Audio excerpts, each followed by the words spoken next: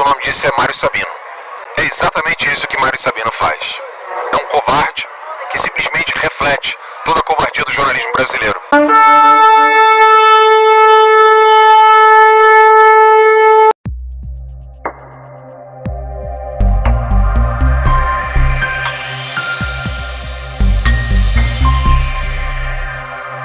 Mário Sabino escreveu 8 parágrafos para tentar explicar por que a Suprema Corte estaria atrás de mim. O título do artigo é "Por que o STF dá tanta importância ao blogueiro Alan dos Santos, mesmo que eu não tenha blog?".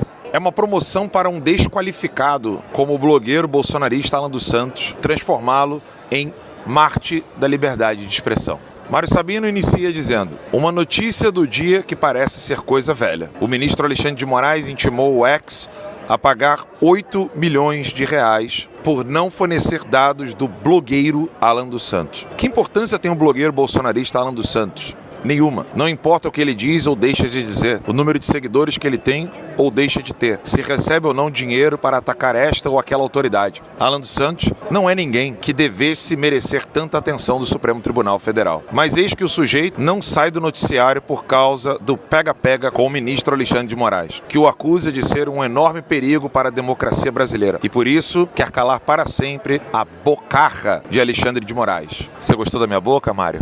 É uma promoção para um desqualificado como blogueiro bolsonarista transformá-lo em Marte da liberdade de expressão, em exilado político nos Estados Unidos, em qualquer coisa que tangencie algum aspecto digno ou nobre aos olhos de parte da opinião pública. É um rebaixamento para o Supremo Tribunal Federal tê-lo como inimigo, como alvo de perseguição, como desafeto à altura da instância mais alta do judiciário brasileiro. Dá razão a Alan dos Santos. É um constrangimento para defensores de direitos humanos ter de dar razão a ser tão abjeto.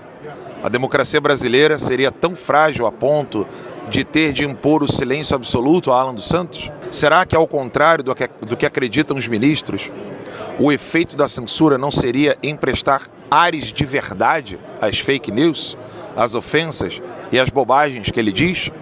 O STF está dando um protagonismo indevido a Alan dos Santos.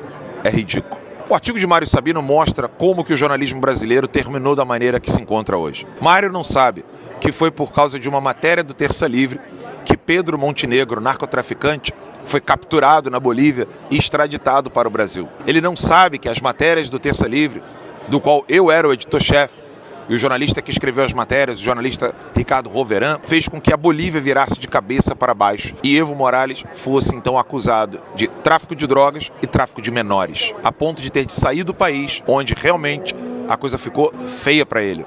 Tudo culpa de quem? Do Terça Livre.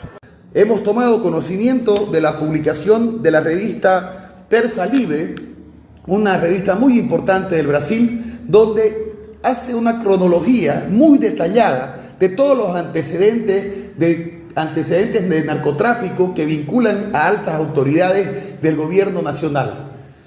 Para falar de mim, contra mim e para me menosprezar. Mas ele não tem a mesma coragem para falar de Alexandre de Moraes e nem mesmo dos seus outros amigos jornalistas que têm um carinho enorme pelo Hamas e pelo Hezbollah. Quanta coragem, Mário. Você é foda mesmo. É como eu disse, é um sintoma do jornalismo brasileiro hoje menosprezar as pessoas simplesmente por não concordar com elas. E é por isso que Alexandre de Moraes tem tanta força, porque nós temos pessoas tão corajosas como Mário Sabino. Isso me lembra algumas coisas que aprendi quando criança. Sabe aquele menino que tem muita coragem de querer bater em alguém pequeno, mas quando encontra alguém grande, bota o rabo entre as pernas? Eu acho que eu vou ensinar para meus filhos que o nome disso é Mário Sabino. É exatamente isso que Mário Sabino faz. É um covarde que simplesmente reflete toda a covardia do jornalismo brasileiro.